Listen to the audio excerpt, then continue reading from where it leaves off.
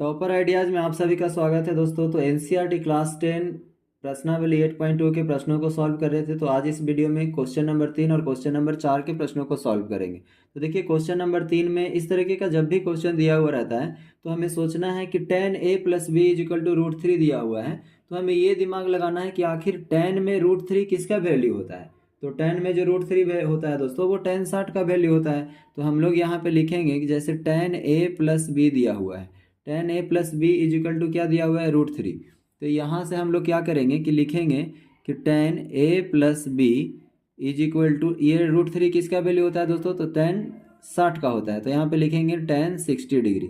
ठीक है, अब tan से tan कैंसिल हो जाएगा तो a + b = कितना हो गया, 60 डिग्री, और इसको हम इक्वेशन 1 मानेंगे।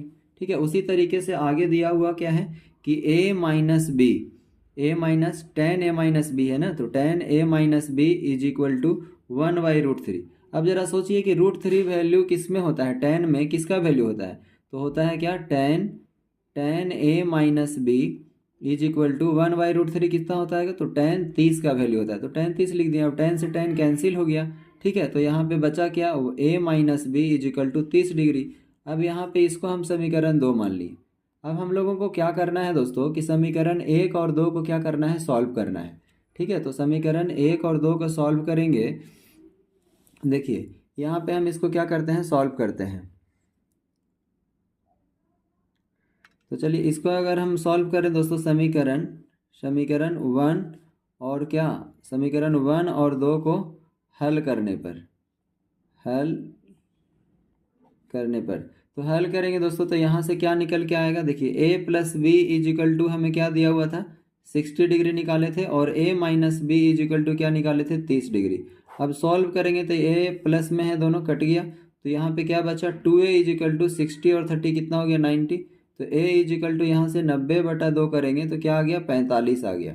ठीक है, अब हम लोग क्या करेंगे कि a का वैल्यू a = 45 समीकरण, किसी भी समीकरण में हम रख सकते हैं। समीकरण 1 में रखने पर, लिखेंगे इस तरीके से, रखने पर तो क्या हो जाएगा, तो देखिए एक में कितना दिया हुआ था, देखिए a + b = 60 था, तो इसी में हम क्या करेंगे, वैल्यू को रखेंगे। तो a + b = 60 डिग्री है। अब यहाँ से हम लोग क्या करेंगे मेरे भाई कि a का वैल्यू 45 डिग्री रखेंगे, तो 45 और प्लस b = क्या हो गया, 60 डिग्री, और इसको सॉल्व करेंगे तो b = क्या हो जाएगा, 60 - 45 करेंगे तो a का जो वैल्यू आएगा वो कितना आएगा दोस्तों, 15 डिग्री आ जाएगा। तो a का वैल्यू कितना हो गया, 15, और b का वैल्यू हम लोग निकाल ही चुके थे। ठीक है, सॉरी यहाँ पे b का वैल्यू आया है क्या, 15 आया है। ठीक है, b का वैल्यू क्या आ गया, 15, और a का वैल्यू कितना आया है, 45। तो इस प्रकार से हम लोग देखें कि a और b का वैल्यू निकल करके आ गया है। ठीक है,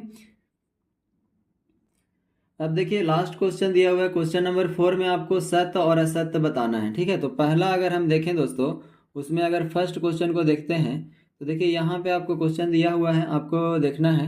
ठीक है, तो आप यहाँ पे देखेंगे मेरे भाई कि पहला नंबर क्वेश्चन में दिया हुआ है sin a + b = sin a और प्लस sin b।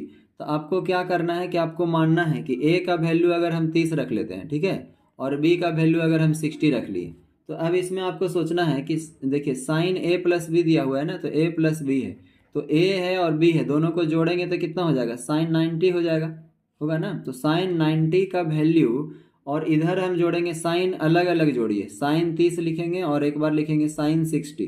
ठीक है, तो साइन 90 का वैल्यू तो क्या होता है दोस्तों, साइन 90 का वैल्यू कितना होता है, 1 होता है ना। तो इधर तो 1 आ गया। ठीक है, इधर भी जोड़ने के बाद 1 ही आना चाहिए। ठीक है, इधर भी कितना आना चाहिए, 1 आना चाहिए। तो साइन 30 का वैल्यू होता है 1/2, और उसी तरीके से साइन 60 का वैल्यू √3/2 होता है। इसको सॉल्व करेंगे तो कितना हो जाएगा, 2 और 1 + √3। तो बताइए, इधर आ रहा है 1 और इधर आ रहा है 1 + √3/2, क्या दोनों इक्वल है, तो नहीं है। तो हम लोग कहेंगे कि पहला जो हमारा स्टेटमेंट है वो क्या है दोस्तों, असत्य है। क्या है, असत्य है। ठीक है, पहला स्टेटमेंट क्या है दोस्तों, असत्य है। ठीक है, उसी तरीके से तो एक नंबर में क्या हो जाएगा दोस्तों, असत्य हो जाएगा। ठीक है, पहला का क्या हो जाएगा, असत्य हो जाएगा। उसी तरीके से अब हम दूसरा देखते हैं। दूसरा कह रहा है कि थीटा में वृद्धि होने के साथ साथ साइन थीटा के मान में भी वृद्धि होती है। तो कह रहा है, देखिए अब यहाँ से एक चीज़ आपको दिखाना चाहेंगे। जैसे देखिए साइन थीटा में वृद्धि होने के साथ साथ कह रहा है, तो देखिए साइन 0 का वैल्यू 0 आया है, तो थीटा में क्या हो रहा है, फिर 30 है, फिर 45 है, 60 है, 90 है। तो क्या साइन थीटा में वृद्धि हो रहा है, तो 0, 30, 45, 60, 90, तो वृद्धि तो हो रहा है। तो कह रहा है मान में भी वृद्धि हो रहा है, तो हाँ हो रहा है। 0 है, फिर क्या हो गया, हाफ हो गया, उसके बाद 1/√33, फिर 0 से क्या हो गया, 1 आ गया, यानी वृद्धि हो रहा है। तो इसका मतलब है कि हमारा जो दूसरा स्टेटमेंट है दोस्तों वो क्या है, सही है। तो आपको लिख लेना है कि दूसरा स्टेटमेंट क्या है, सत्य है। फिर तीसरा में देखिए कह रहा है थीटा के वृद्धि होने पर कॉस थीटा के मान में भी वृद्धि होगा। तो अब देखिए कॉस थीटा के बारे में कह रहा है कि देखिए ये कॉस थीटा पूरा लिखा हुआ है, अब इसमें थीटा के मान में वृद्धि हो रहा है, 0, 30, 45, 60, 90, तो क्या इसमें वृद्धि हो रहा है, तो 1, फिर ये √3/2, 1/√2, 1/2, 0, यानी पहले तो 1 था, घट करके क्या हो गया 0, तो ये हो रहा है, तो यहाँ पे नहीं हो रहा है। तो हम लिखेंगे कि थीटा में वृद्धि होने के साथ कॉस थीटा का मान में भी वृद्धि होती है, तो नहीं होती है।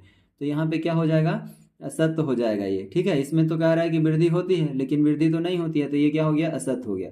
यानी कि पहला नंबर असत्य हुआ है, दूसरा सत्य हुआ है, और तीसरा भी क्या हो गया, असत्य हो गया, ठीक है। अब चौथा में देखिए कह रहा है थीटा के सभी मानों पर साइन थीटा कॉस थीटा बराबर होता है। तो कैसे होता है चेक करेंगे। देखिए साइन 0 का वैल्यू 0 होता है, तो कॉस 0 का वैल्यू 1 होता है, अलग अलग दोनों है।